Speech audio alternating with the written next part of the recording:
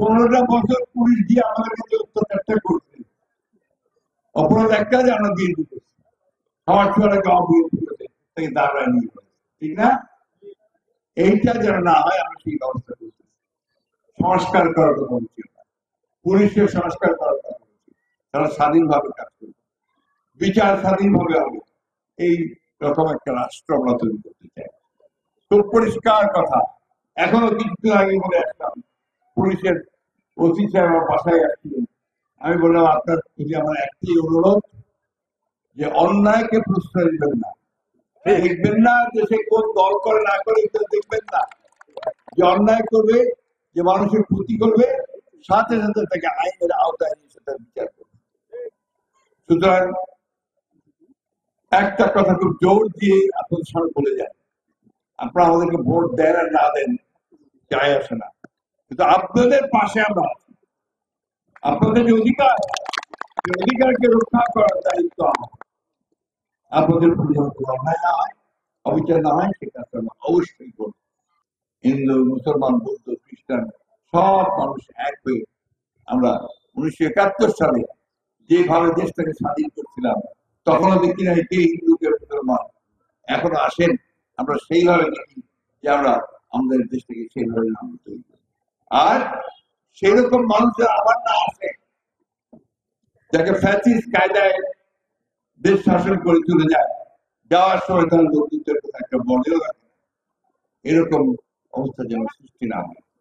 তো আপনাদের সকলকে অনেক ধন্যবাদ। প্রস্তুতি আসছেন, আপনারা ভালো থাকবেন, সুস্থ থাকবেন এবং ভবিষ্যতে সেই সুন্দর বাংলাদেশ, ন্যায় নিষ্ঠার বাংলাদেশ, ন্যায় নীতির বাংলাদেশ, উন্নয়নের বাংলাদেশ নির্মাণ করার কাজে সবাই একদিকে কাজ করবেন। আমরা চাই না যে মিথ্যা মামলা হোক, সেটা ওই হিন্দু সম্প্রদায়ের পরিবার সম্প্রদায়ের বিএনপির হোক, সেই মিথ্যা মামলা আমরা চাই না।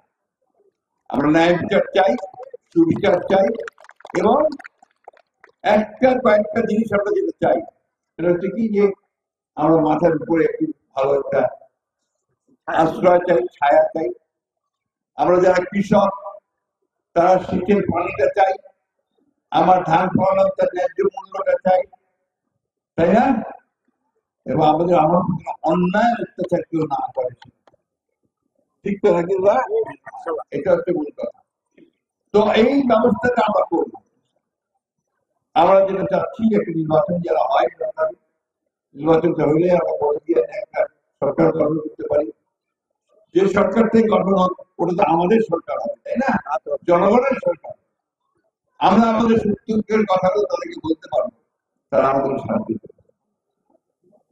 আজকে আপনাদের কাছে আমার অনুরোধ, হিন্দু ভাইদের প্রতি, মুসলমান ভাইদের প্রতি, খ্রিস্টান ভাইদের প্রতি, আপনার বৌদ্ধ ভাইদের প্রতি, বন্ধুদের প্রতি, আসুন আমরা নিজের মধ্যে বিভাজন সৃষ্টি না করি, আমরা সবাই এক হই, একটা লক্ষ্যে যে আমাদের দেশটাকে আমরা গড়ে তুলব, শান্তি প্রতিষ্ঠা করব, ওইখানে গণতন্ত্র প্রতিষ্ঠা করব। আমার ভোট আমি দিব, যাকে প্রতিষ্ঠা করব।